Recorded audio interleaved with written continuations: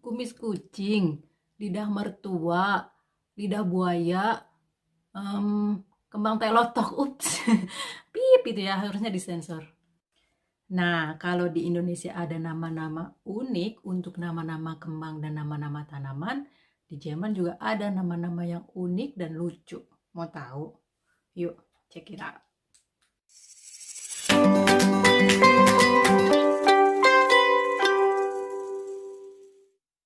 Halo, selamat ketemu lagi di saluran aku di sini, kau di sana. Episode kali ini aku mau bahas nama-nama tanaman dan nama-nama kembang lucu dan unik di Jerman. Sebelum dimulai, aku mau ucap terima kasih dulu ke teman-teman yang udah mampir di episode pertamaku yang bahas soal beragam sapaan yang dipakai di Jerman. Ikuti terus ya sampai akhir di video ini karena yang terakhir dari nama-nama kembang dan nama-nama tanaman di Jerman itu sangat menakjubkan. Epic pokoknya. Yuk, kita mulai ya.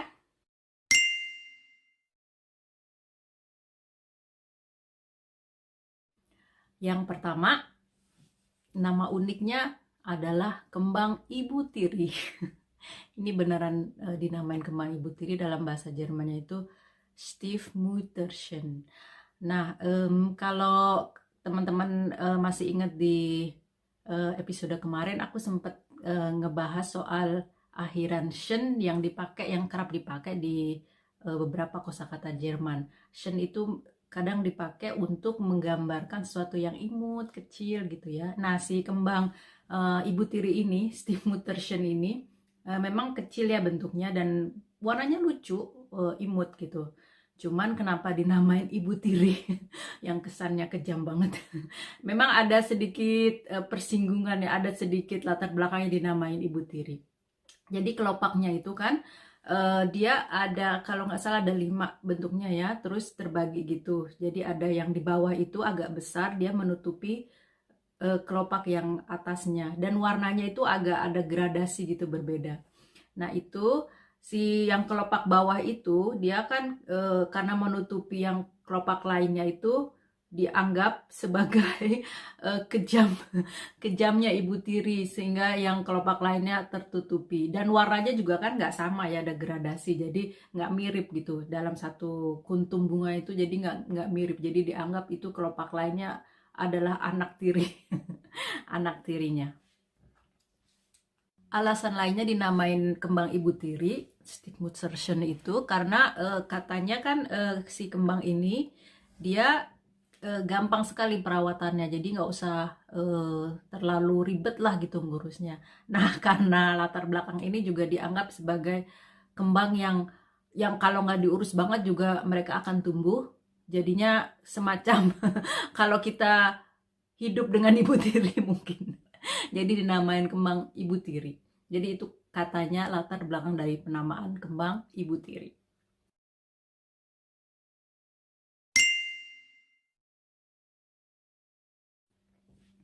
Terus ada namanya kembang ini juga agak unik dan lucu. Kembang kesetiaan laki-laki atau laki-laki yang setia, Männer Troy. Kembang ini juga dinamakan kesetiaan laki-laki untuk mengejek atau mengolok-olok kembang idiom atau frasa soal kesetiaan laki-laki. Kembang ini kan dia hanya berbunga, dan waktu berbunga cepat banget di summer, di musim panas, dari bulan Juni Juli katanya. Jadi cuma sekitar sebulanan itu mereka akan berbunga. Warnanya bagus dan rata-rata bunganya warnanya biru yang menggambarkan kesetiaan. Troya itu warnanya biru. Tapi karena berbunganya cepat, cuman 1 bulanan itu, jadi dinamain kesetiaan laki-laki untuk menggambarkan bahwa kesetiaan laki-laki itu sesungguhnya harus diragukan karena waktunya yang bisa jadi berjalan sangat singkat, hanya pada beberapa bulan pertama dari sebuah hubungan katanya.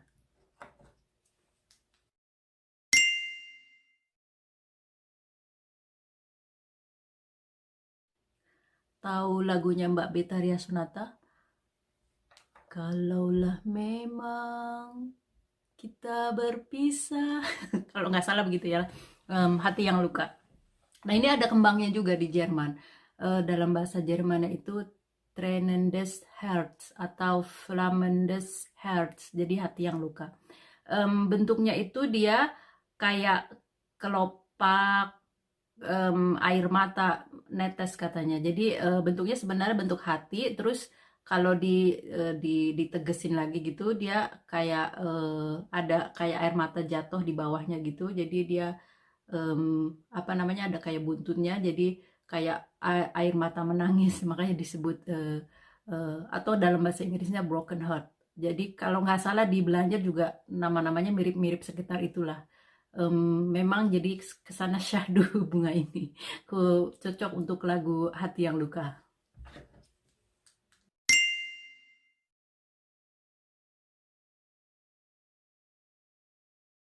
Setelah kesetiaan laki-laki, hati yang luka, ada juga tentang bunga yang namanya Jangan Lupakan Aku. Vergiss mein nicht. Bunganya ini bagus, cantik banget, warnanya biru. Dia hampir-hampir kayak mirip si kesetiaan laki-laki ya. Jadi ini untuk mungkin ada hubungannya juga sih dengan si kembang kesetiaan laki-laki. Dan karena biru, karena konon kabarnya kan menggambarkan soal kesetiaan, jatuh cinta, lambang-lambang itulah warna biru. Ya dinamakan Vergiss mein nicht supaya tetap melekat di hati. Dinamain Don't Forget Me, jangan tinggalkan aku, jangan lupakan aku, atau La Tansa.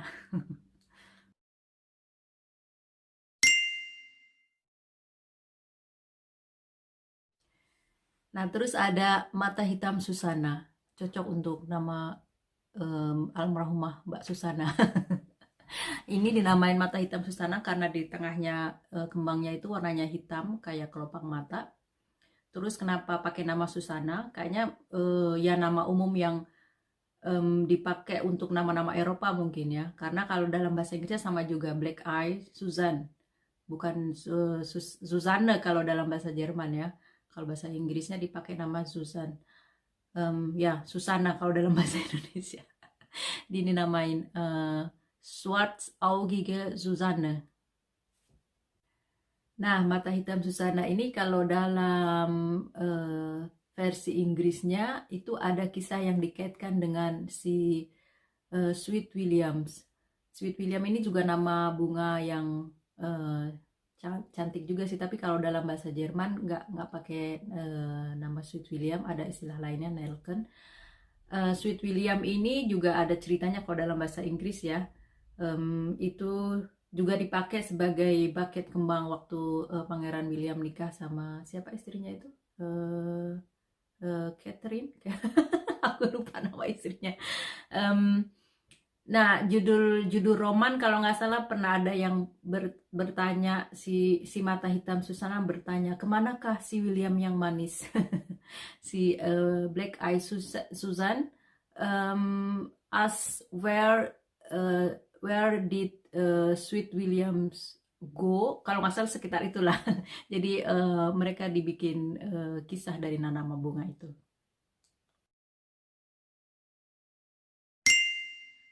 Nama-nama unik lainnya untuk nama-nama bunga dan tanaman di Jerman banyak juga dikaitkan sama anggota tubuh binatang atau hewan ya, hewan-hewan tertentu. Misalnya ada Löwenzahn namanya. Löwenzahn ini kalau diartiin artinya gigi singa. Ini sebenarnya kalau kita sering lihat kalau dalam bahasa Inggris atau bahasa umumnya itu dandelion. Dandelion yang bunga kembang kuning itu, terus juga nanti dia akan berubah jadi kembang tiup yang warna putih itu, kembang-kembang yang banyak kita lihat di padang ilalang. Itu dinamain si gigi singa karena bentuk daunnya kan dia agak bergerigi gitu kayak gergaji dan dikaitkan dengan gigi singa.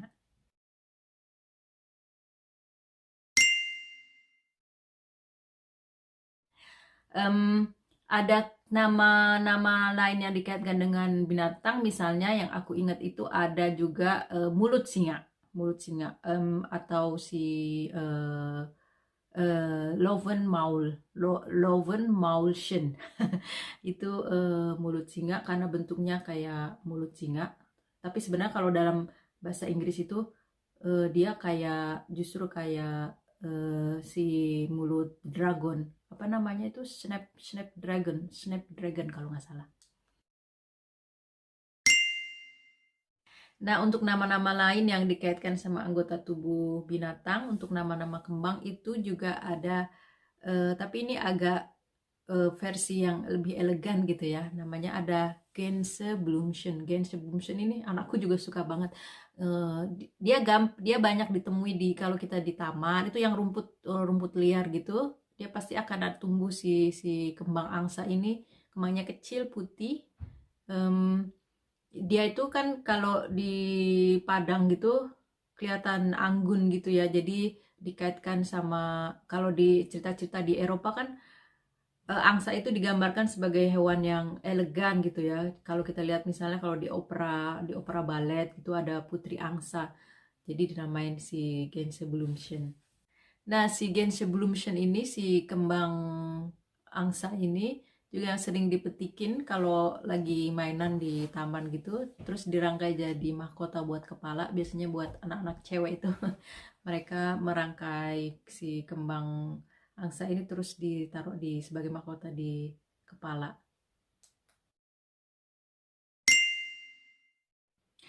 Nah, next itu ada juga yang namanya berlau. Berlau itu kalau di Indonesia ini itu eh berlauh, ber itu beruang, lauh itu si apa namanya daun bawang. Jadi daun bawang beruang.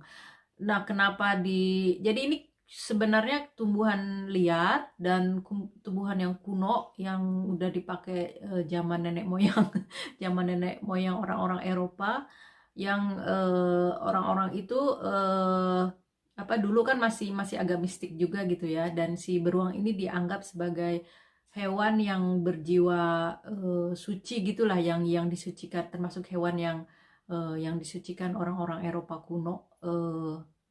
Ya mungkin karena bentuknya yang kuat gitu-gitulah ya, ya mengandung mistik.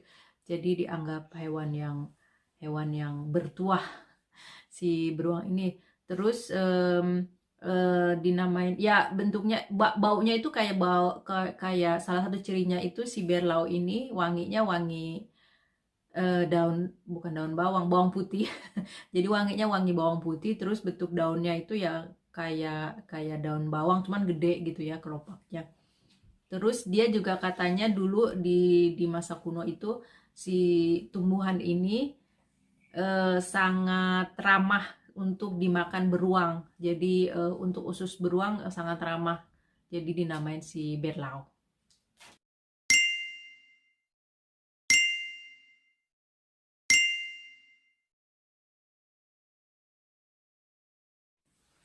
Ada juga nama-nama kembang yang dihubungkan dengan perempuan atau gadis ya. Misalnya Mädchenauge, itu artinya mata gadis atau mata darah.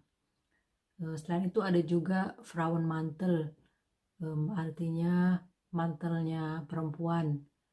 Terus ada juga fingerhood. Fingerhood itu ya nggak spesifik perempuan sih, cuman fingerhood itu kan artinya topi jari itu yang kayak bentuknya yang kayak kalau kita jahit itu ada kayak tembaga gitu yang buat ngelindungin tangan dari jarum, tusukan jarum. Nah, selain yang dikaitkan dengan perempuan, nah ada juga yang agak-agak saru namanya. Mungkin kalau di kita itu kayak kembang tai lotok, kembang tai ayam. Itu yang pertama namanya Arschkuke. Itu sebenarnya dipakai banyak di Austria, bukan di Jerman. Di Jerman sendiri namanya itu Kuschele. Kuschele itu artinya kayak jepitan kalau buat klip ya, klip yang dipakai buat barang-barang di dapur atau bahan makanan di dapur. Kuschele. Kalau Arschkuke itu artinya agak-agak saru, kalau kalau di bahasa Inggris kayak Ini agak harusnya disensor nanti ya, kayak es pip, es hole. Terus, nah ada juga nama kembang itu dinamain Studentenblume. Studentenblume itu kembang mahasiswa artinya ya. Ini sebenarnya ada kaitannya sama hari kesucian di Italia atau ya, atau di Roma gitu ceritanya. Tapi si Studentenblume ini dinamain ini juga, ada nama lain juga namanya Totenblume. Totenblume itu artinya kembang mati, kembang mati, karena katanya baunya ya, baunya juga yang mungkin kalau di kita tuh kayak tadi itu kayak kembang tai ayam itu, baunya bikin mati.